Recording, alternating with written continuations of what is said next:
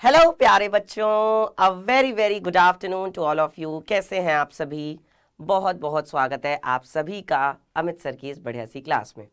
तो प्यारे बच्चों, जल्दी से अपना हाल चाल बता दीजिए। मैं उम्मीद करता हूं कि आप सभी एकदम फिट एंड फाइन हैं, बढ़िया है, मस्त है और तंदुरुस्त है और अपनी पढ़ाई को अच्छे से तरीके से कर रहे हैं। अभी क्या है प्यारे बच्चों, हमारा एक नया चैप्टर शुरू होने जा रहा है जिसका नाम है निर्देशांक ज्यामिति। और ये चैप्टर भी प्यारे बच्चों 10th क्लास में भी है, 9th में भी है। ठीक है, 8th क्लास में हमने इसके बारे में थोड़ा बहुत पढ़ा था। अब हम लोग 9th क्लास में इसको अच्छे से पढ़ेंगे, फिर 10th क्लास में इसको और अच्छे से पढ़ेंगे। ठीक है, तो अभी आपको 9th क्लास के हिसाब से जितना कुछ दिया गया है वो आपको अच्छे से पढ़ना है। ठीक है, चलिए तो शुरू करते हैं और देखते हैं कि आज की क्लास में हम लोग क्या सीखने वाले हैं, क्या पढ़ने वाले हैं। तो प्यारे बच्चों, आज की क्लास में हम लोग पढ़ेंगे निर्देशांक के लिए कार्तीय पद्धति। किसके बारे में आज हम लोग पढ़ने वाले हैं? कार्तीय पद्धति के बारे में आज हम लोग पढ़ने जा रहे हैं। क्या होती है कार्तीय पद्धति? कैसे कार्तीय पद्धति के हिसाब से हम किसी बिंदु को दर्शाते हैं, किसी बिंदु के निर्देशांक कैसे लिखे जाते हैं, क्या होता है बिंदु, वो सारी चीज़ें। ठीक है, चलो तो सबसे पहले बात करते हैं प्यारे बच्चों एक परिचय की। तो जो ये निर्देशांक ज्यामिति है ये कहाँ से आया है, कैसे आया है, क्यों मुझे इसकी ज़रूरत पड़ी, इस सब के बारे में बात करेंगे।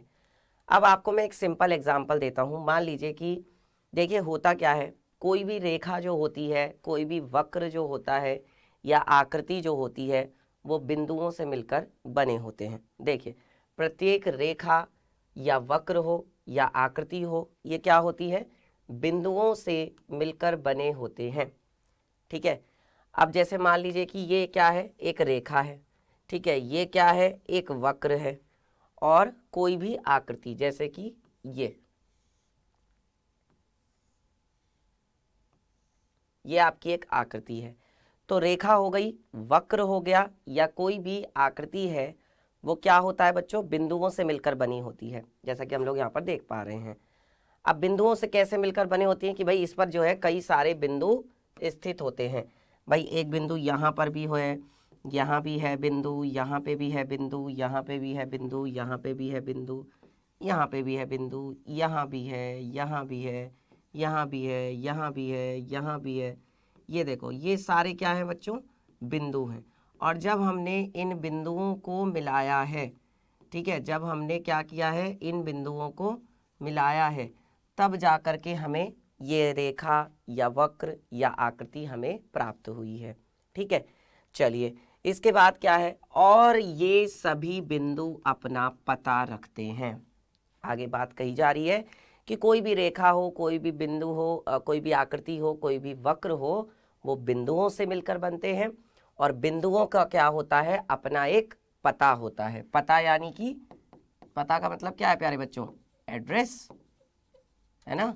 पता का मतलब है एड्रेस, कि भाई सब किसी हर एक बिंदु का क्या होता है? एक एड्रेस होता है, एक पता होता है, एक ठिकाना होता है।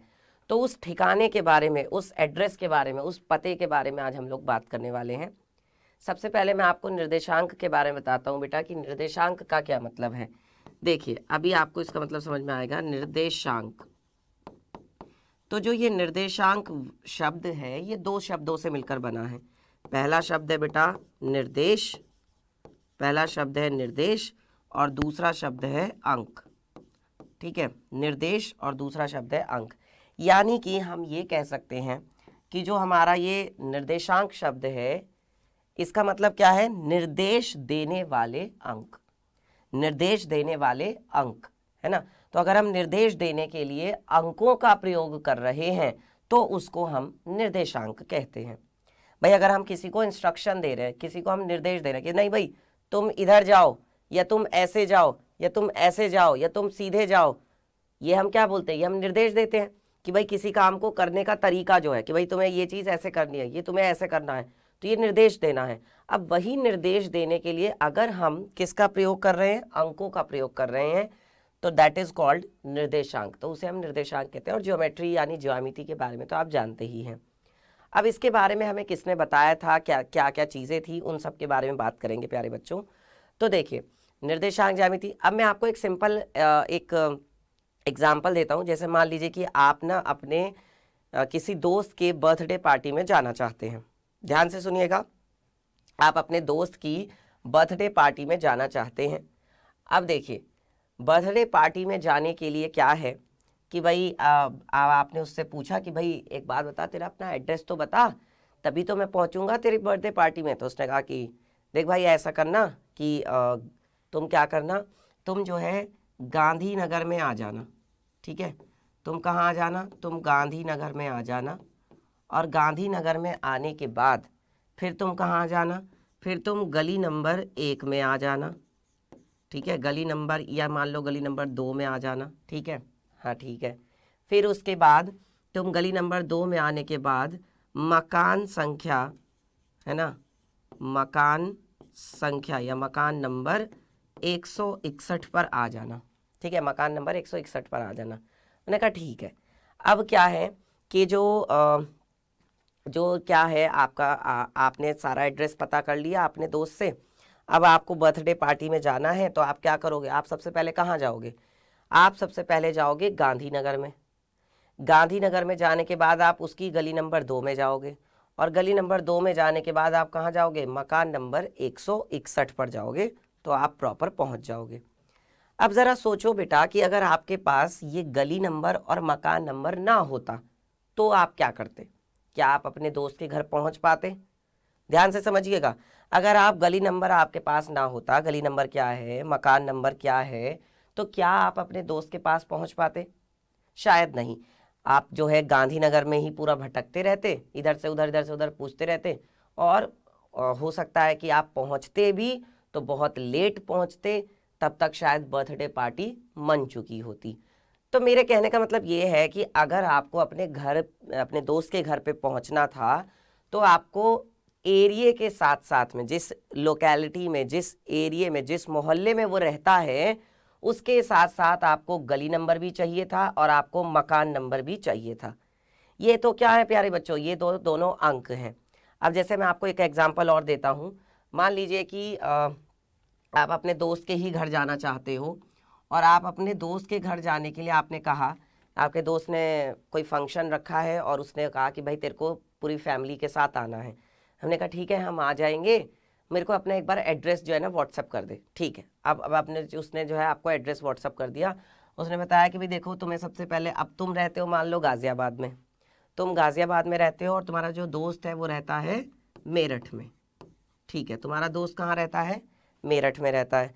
ठीक है, अब तुम मेरठ में गए, उसके बाद उसने बताया कि मेरठ में जाके देवी नगर में जाना है। कहाँ जाना है, मेरठ में जाके देवी नगर में जाना है। ठीक है, तुम देवी नगर में चले गए। फिर बोला कि देवी नगर में जाके तुम्हें गली नंबर 1 में जाना है। ठीक है, कहाँ जाना है तुम्हें, गली नंबर 1 में जाना है। फिर उसने बताया कि तुम मकान संख्या जो है ना, मकान संख्या, मकान संख्या क्या है, 123, तुम्हें यहाँ जाना है। तो ठीक है, तो भाई वो मेरठ में जाएगा पहले, मतलब हम लोग पहले मेरठ में जाएंगे, क्योंकि हमसे क्या कहा गया कि भाई हमें जो है दोस्त के घर पे जाना है, तो पहले मेरठ जाएंगे, देवी नगर जाएंगे, देन गली नंबर 1 में, और फिर मकान नंबर 123 पे जाएंगे। तो हो क्या रहा है, अब जैसे मान लो कि ये पूरा क्या है, ये जो है ये पूरा आपका क्या है, मेरठ है। ये पूरा क्या है प्यारे बच्चों, ये पूरा जो है ये मेरठ है। ठीक है, इस मेरठ के अंदर यहाँ पर एक बीचों बीच में एक हार्ट ऑफ द सिटी में एक मोहल्ला है जिसका नाम है देवी नगर। ठीक है, ठीक है, इतना बड़ा मेरठ है, उसमें ये जो है देवी नगर एक जगह है। अब देवी नगर में बहुत सारी गलियां हैं, ये पहली गली हो गई, ये दूसरी गली हो गई, ये तीसरी गली हो गई, चौथी गली हो गई, पांचवी गली हो गई, छठी हो गई, बहुत सारी गलियां हैं देवी नगर में। तो उसने बताया था कि भाई देवी नगर में गली नंबर 1 में ही जाना है।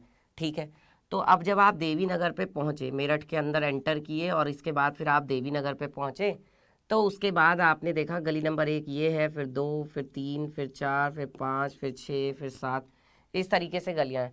आप गली नंबर 1 में एंटर हो गए, अंदर घुस गए।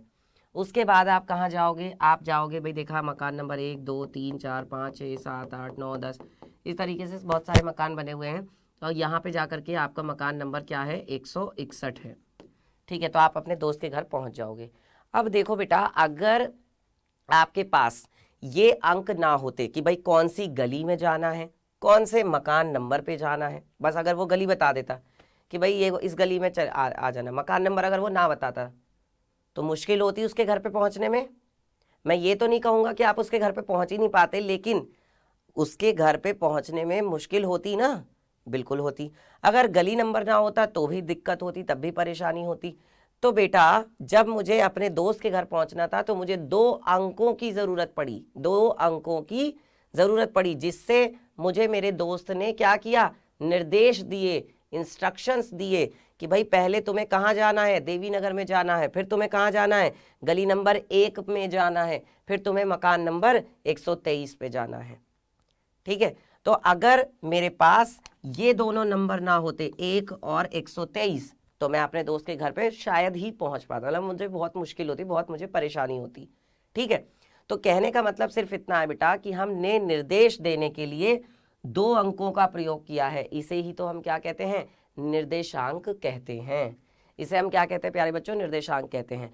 और मैं आपको एक बात और बता दूं कि जो एक बिंदु होता है उस बिंदु को आप अपने घर की तरह समझ सकते हो या अपने दोस्त के घर की तरह समझ सकते हो।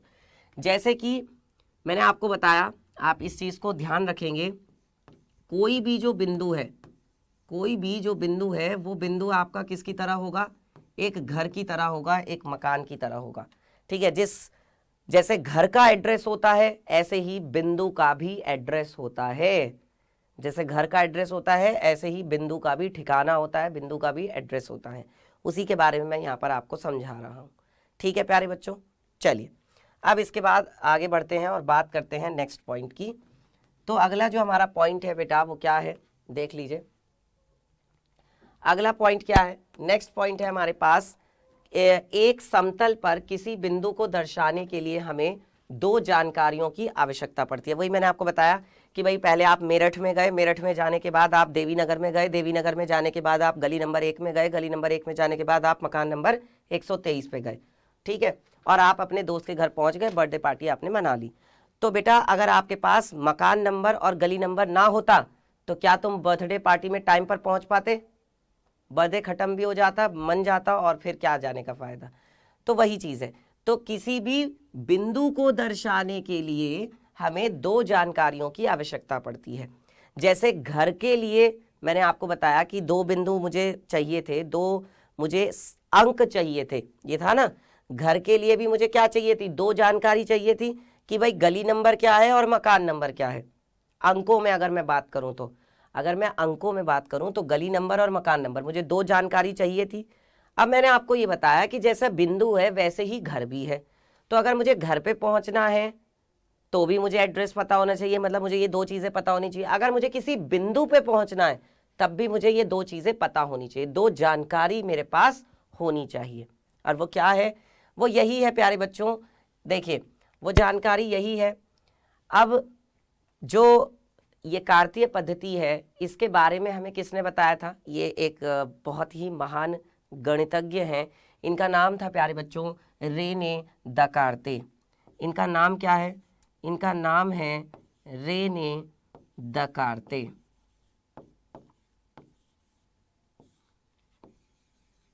इनका नाम है प्यारे बच्चों रेने दकार्ते।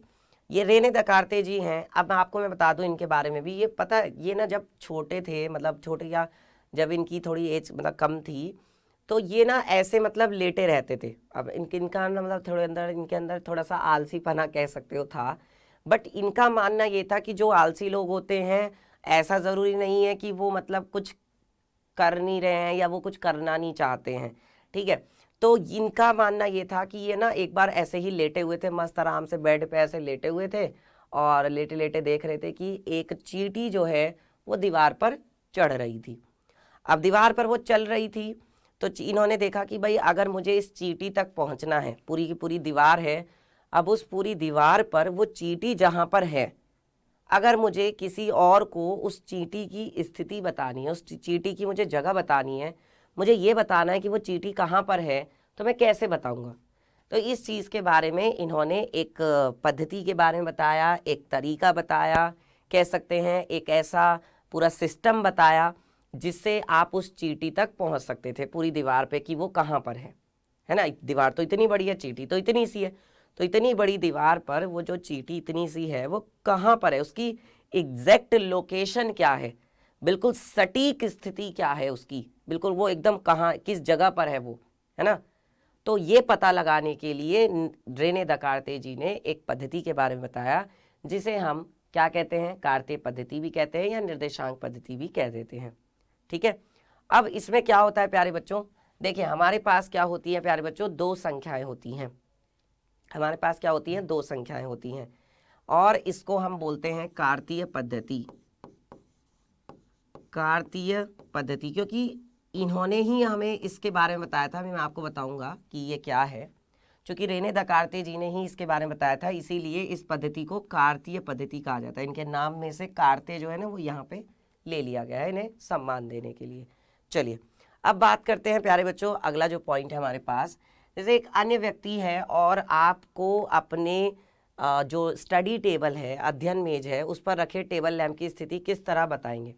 भाई ये आपकी क्या है, स्टडी टेबल है, और अगर आप स्टडी टेबल पर यहाँ पर इस जगह पर कोई लैंप रखा हुआ है, मान लीजिए यहाँ पर कोई लैंप रखा हुआ है इस जगह पर, तो आप कैसे बताएंगे, तो आप उसको क्या कहेंगे, आप उसको यही कहेंगे ना कि भाई एक काम करो, अब मान लो अंधेरा हो रहा है, अब उसे दिख तो रहा नहीं है, ठीक है, तो आप उसको क्या बताओगे, आप उसको बताओगे कि भाई तुम एक काम करना, तुम टेबल के राइट साइड में जाना, है ना, टेबल के कहाँ जाना, तुम राइट साइड में। मान लो ये जो लैंप है वो यहाँ पे रखा हुआ है इस जगह पे, तो क्या होगा, देखो लैंप जो रखा हुआ है वो आपका यहाँ पे रखा हुआ है, तो आप क्या बताओगे किसी को भी अगर इसकी स्थिति बतानी है कि भाई देखो ये इसकी क्या है, लेफ्ट साइड है, ये इसकी क्या है, राइट साइड है, ये क्या है, नीचे की तरफ है, ये क्या है, ऊपर की तरफ है।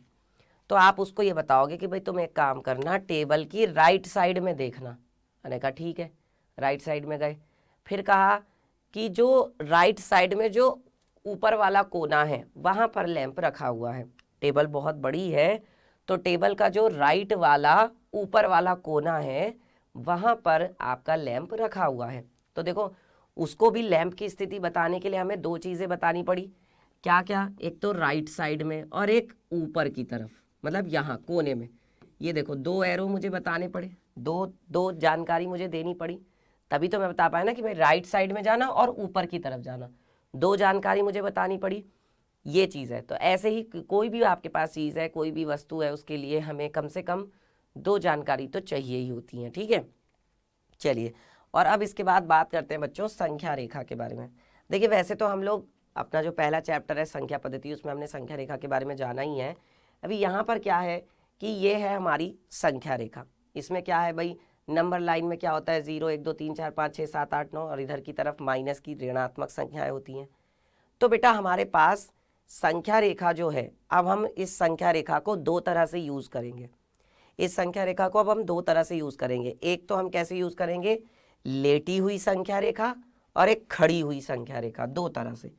एक संख्या रेखा को हम ऐसे यूज़ करेंगे, लेटी हुई संख्या रेखा, और एक हम यूज़ करेंगे इस तरीके से खड़ी हुई संख्या रेखा। ठीक है, खड़ी हुई, एक हम यूज़ करेंगे खड़ी हुई संख्या रेखा और एक हम यूज़ करेंगे लेटी हुई संख्या रेखा।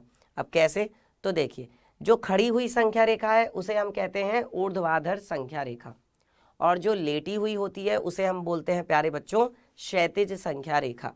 कैसे, देखिए हमारे पास क्या है, हमारे पास एक ये है नंबर लाइन, देख सकते हैं आप इस तरीके से।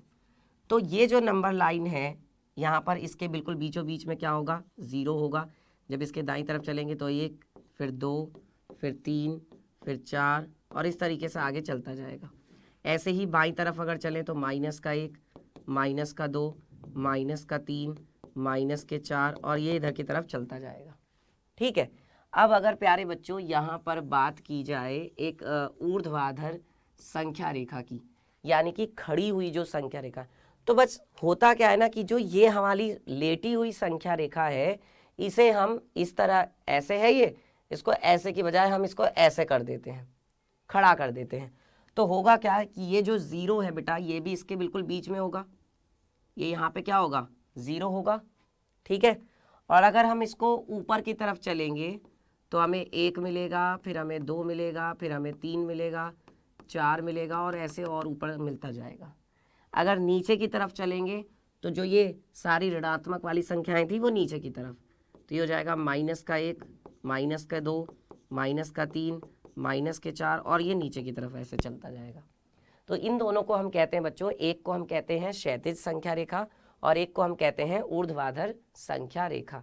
ये है बेटा आपकी क्षैतिज संख्या रेखा। ये आपकी क्या है? ये है आपकी क्षैतिज संख्या रेखा। ये आपकी क्षैतिज संख्या रेखा है।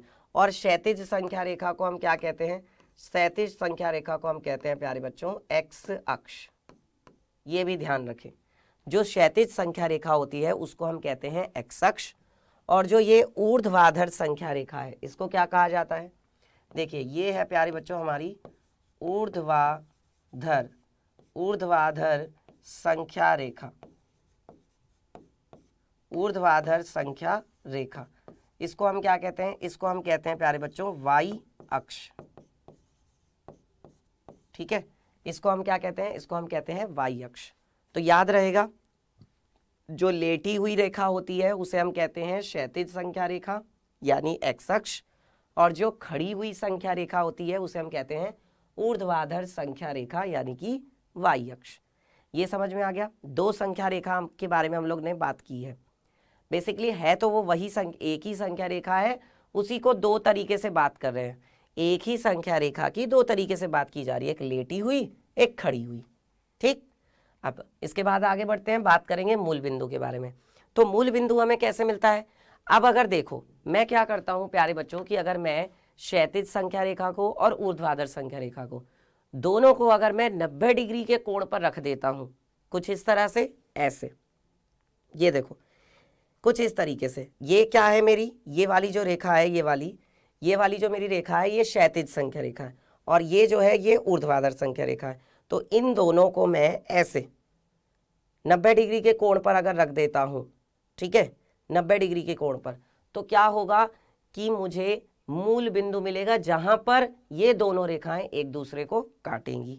कैसे? जैसे देखिए अभी क्या है कि एक आपकी जो रेखा है वो कैसी है?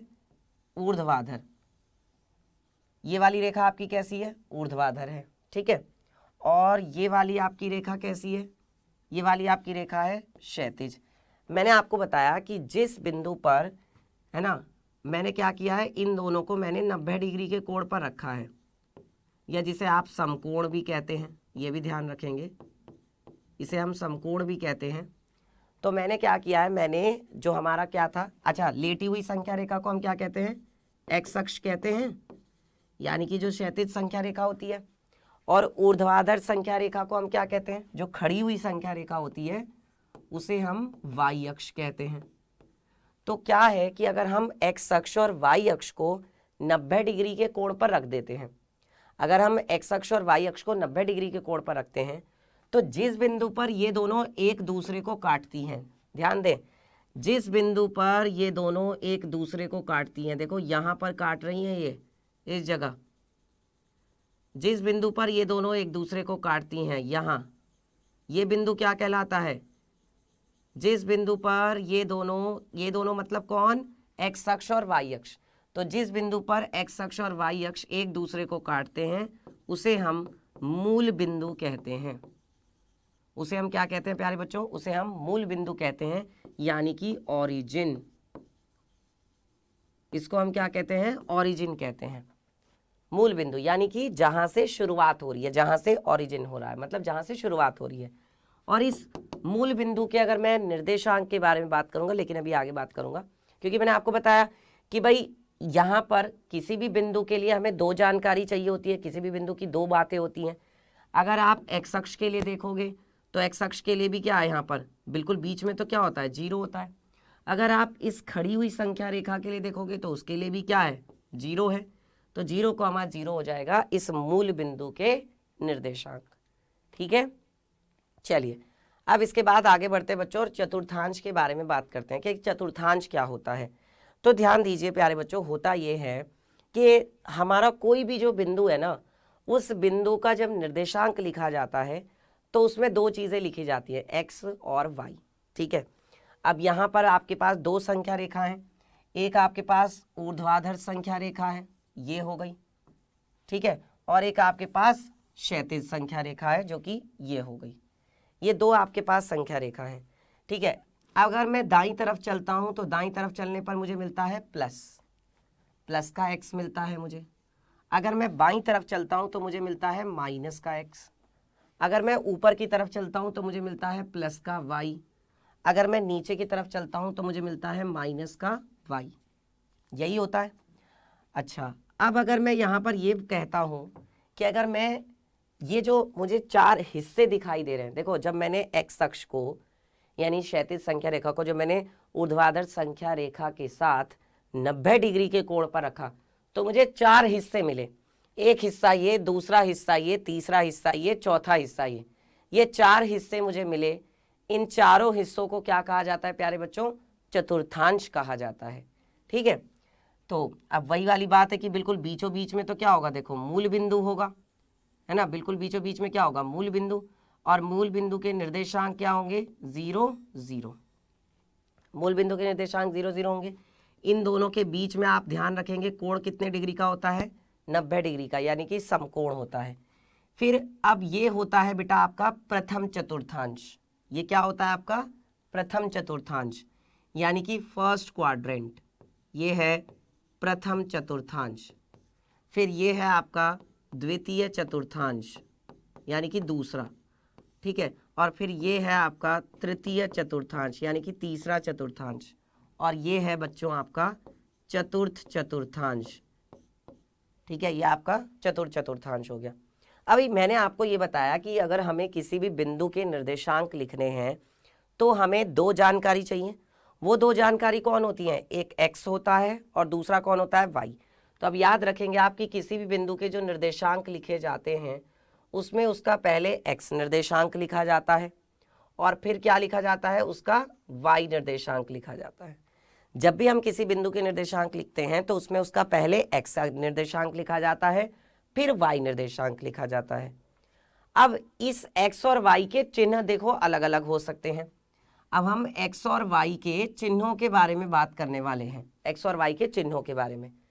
तो अगर कोई बिंदु प्रथम चतुर्थांश में होगा तो उसके चिन्ह कैसे होंगे? देखो मैंने क्या बताया, पहले x, तो पहले आप लेंगे x वाला चिन्ह और फिर क्या होगा, फिर y, यानी कि ये क्या हो जाएगा, देखो पहले x यानी कि पहले आएगा प्लस और फिर y भी कैसा है, प्लस का। तो यानी कि प्रथम चतुर्थांश में दोनों कैसे होते हैं, प्लस के होते हैं। अगर द्वितीय की बात की जाए, दूसरे वाले की बात की जाए, तो भाई पहले तो आएगा x वाला। तो देखो x वाला कैसा है, यहाँ से आप इधर आओगे x के लिए तो ये तो माइनस का है, और इधर से आप आओगे किसके लिए, y के लिए, तो y वाला कैसा है, y वाला प्लस का है। तो यहाँ पर हो जाएगा बेटा माइनस कॉमा प्लस, ठीक है। अगर मैं बात करता हूँ तीसरे चतुर्थांश की, तो तीसरे में भी क्या होगा, पहले लिखा जाएगा x वाला जो कि माइनस का है, फिर क्या आता है, y आता है। तो y वाला कैसा है, देखो यहाँ से y वाला जो है बेटा वो भी कैसा है, वो भी आपका माइनस का है। तो दोनों ही यहाँ पर कैसे हो गए, माइनस के हो गए। अब अगर चौथे चतुर्थांश की बात की जाए तो चौथे में देखो पहले आप x वाला लिखोगे, तो x वाला कैसा है, प्लस का है। फिर आप क्या लिखोगे, फिर आप y वाला लिखोगे, और y वाला कैसा है, देखो y वाला जो है वो माइनस का है। तो कॉमा लगा करके माइनस आ गया।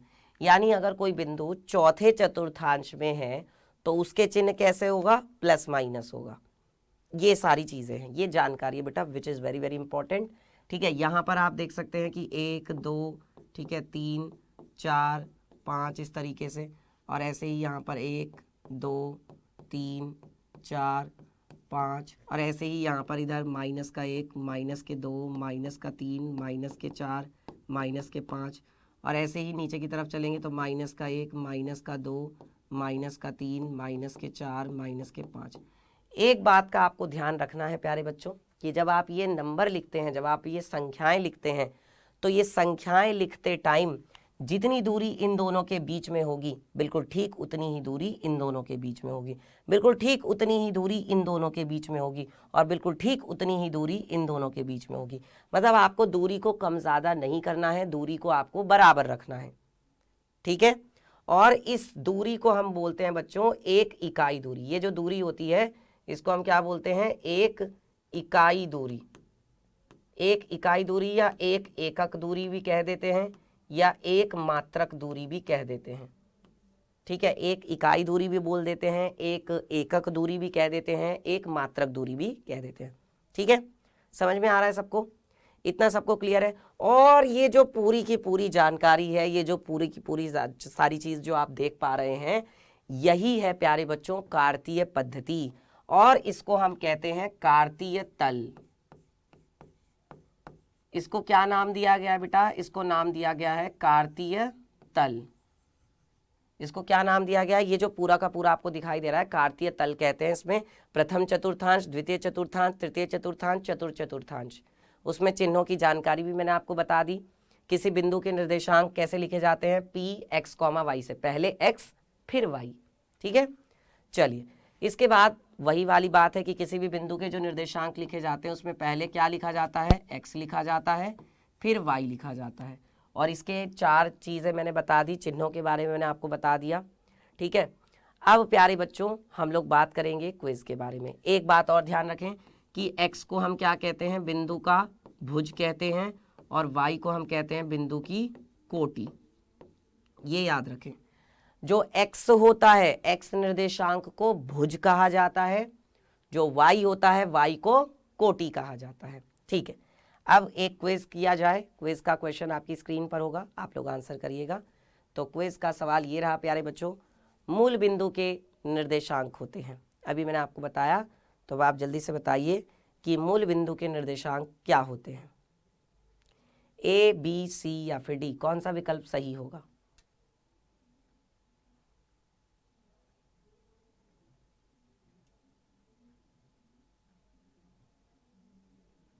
चलिए ठीक है, तो प्यारे बच्चों डिस्कस करते हैं इस क्वेश्चन को। मूल बिंदु के निर्देशांक कैसे होते हैं बेटा? मूल बिंदु के जो निर्देशांक होते हैं वो दोनों ही 0 होते हैं, x के लिए भी 0, y के लिए भी 0। क्योंकि किसी भी बिंदु के निर्देशांक कैसे लिखा जाता है? पहले x लिखा जाता है, फिर y लिखा जाता है, पहले x फिर y।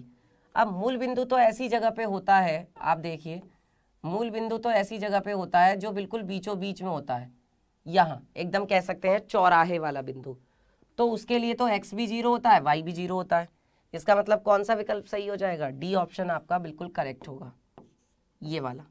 ठीक है, डी ऑप्शन आपका बिल्कुल सही है, 0,0। समझ में आया सबको? बिल्कुल बीच में जो होता है चौराहे वाला बिंदु। तो प्यारे बच्चों, अगर आपको आज की ये क्लास अच्छी लगी है, आज के लिए इतना बहुत है, बाकी हम लोग पढ़ेंगे अगली क्लास में। तो अगर आज को आपको अच्छे से सारी चीज़ें समझ में आई है, आपको निर्देशांक ज्यामिति के बारे में मैंने काफ़ी सारी चीज़ें बताई, अच्छे से क्लियर की, और आपको अगर अच्छा लगा, समझ में आया, तो बेटा लाइक ज़रूर करना और मुझे कमेंट करके बताना कि ये क्लास आपको कैसी लगी। ज़रूर से ज़रूर कमेंट करके मुझे बताएं कि क्लास कैसी लगी। मिलेंगे फिर आपसे अगली किसी क्लास में, ऐसे ही बढ़िया तरीके से पढ़ेंगे, अच्छे से टॉपिक क्लियर करेंगे। तब तक के लिए अपना ध्यान रखिए, बाय बाय, टेक केयर।